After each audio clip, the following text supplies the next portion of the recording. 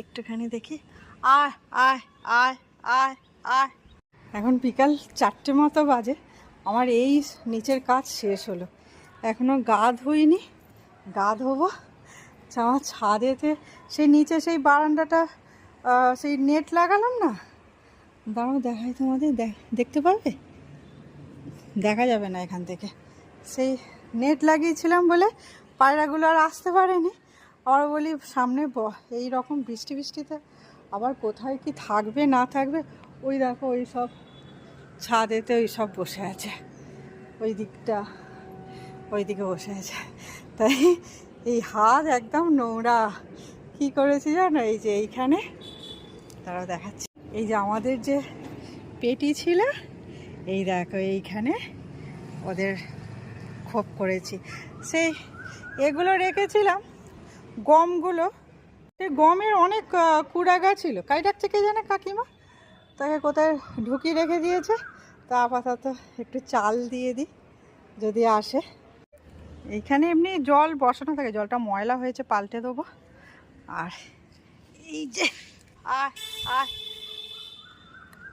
একটুখানি চাল ছড়িয়ে রাখি যদি আসে। এটা পর্দা করেছি এরকম, ওরাই টেনে নেবে পর্দা, এরকম করে থাকবে পর্দাগুলো।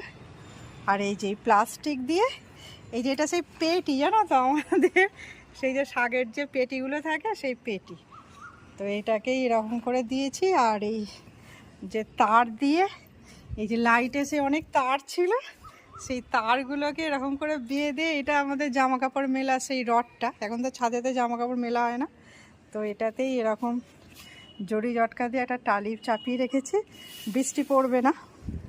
আর এইদিকে পর্দার মতো হয়েছে, এই যে ওদের ঘর, এটা দিয়ে এন্ট্রেন্স হবে।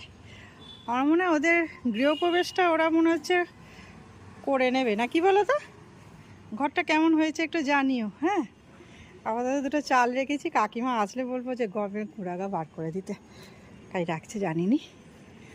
চলো একটুখানি জল রাখি এদিকে।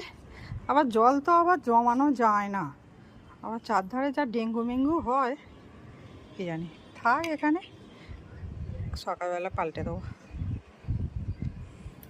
হাত একদম পুরো ময়লা হয়ে গেছে এইগুলো রেডি করতে। এটা কি হাওয়াতে পড়ে যাবে নাকি? ইট তো চাপিয়ে রেখেছি, পড়বে কি জানি। না না, পড়বে না। এইদিকে এই একটা মনেতে শান্তি হলো, যদি আসে। কোথায় সব গেল কে জানে।